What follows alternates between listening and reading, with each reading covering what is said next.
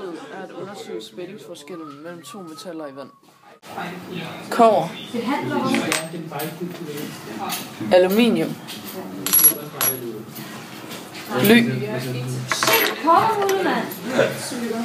jern,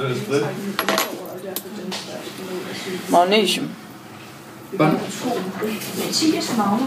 tin,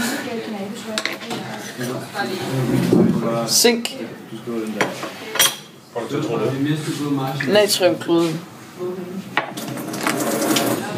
voltmeter, ledninger, krokodillenæb,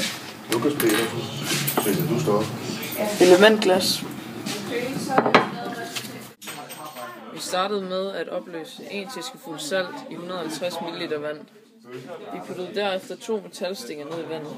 Den ene af metalstingerne er altid kobber, og den anden bliver hele tiden skiftet, så vi kan måle de forskellige spændinger. Der er sat ledninger fast i metalstingerne, og den anden ende af ledningerne er sat fast til voltmeteret, så vi kan måle det. Jern havde den laveste spændingsforskel, og magnesium havde den højeste spændingsforskel. Magnesium har den højeste spændingsforskel, fordi det er det metal, der ligger længst væk fra kobber på spændingsrækken. Jern har samtidig den laveste spændingsforskel, fordi det er det metal, der ligger tættest på kobber på spændingsrækken. Der er stor forskel på, hvor godt de forskellige metaller opløses. Jo lettere et metal går i opløsning, jo større bliver spændingsforskellen mellem metal og vand. Et metal i vand kaldes også en elektrode.